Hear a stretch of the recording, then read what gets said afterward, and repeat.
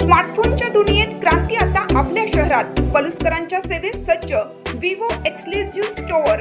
आता विवोची superfast T series आणि गेमिंगसाठी जबरदस्त IQ सर्व लेटेस्ट मॉडेल्स आता आपल्या पलुसमध्ये उपलब्ध. नको बजेटची चिंता, आमच्याकडे फायनान्स सुविधा.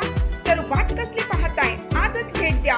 देशभूषण शीतल सावळवाडी यांचे Vivo exclusive store, Meenakshi Chitramandir जवळ, तासगाव रोड, पलूस. संपर्क 94 21 22 42 54 किंवा 91 72 57. चांदोली धरण परिसरात दमदार पाऊस, धरणाच्या पाणी पातळीत वाढ, बळीराजा सुखावला.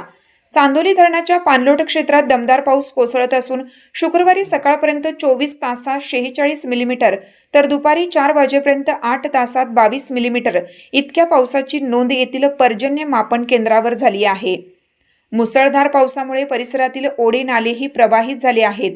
त्याचे पाणी वारणा नदीपात्रात येत असल्यामुळे वारणा नदीच्या पाणी पातळीतही वाढ होत आहे. शिराळा तालुक्याच्या पश्चिम भागातील खुदलापूर, मणदूर, सोनवडे, खोतवाडी, काळुकेवाडी, आरळा, करुंगली, मराठेवाडीसह परिसरात गेल्या 2 दिवसापासून दमदार पाऊस कोसळत आहे. पावसाचा जोर कायम राहिल्यास परिसरातील डोंगर माथ्यावरून धबधबेही प्रवाहित होतील. परिसरात दमदार पावसास सुरुवात झाल्याने येथील भात पिकास दिलासा मिळाला असून येथील बळीराजा सुखावला आहे.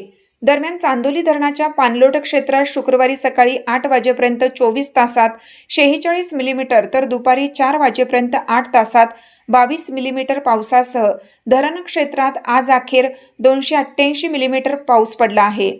या पावसामुळे धरणाच्या पाणीसाठ्यातही हळूहळू वाढ होत असून सध्या धरणाची पाणी पातळी 599.15 मीटर इतकी आहे.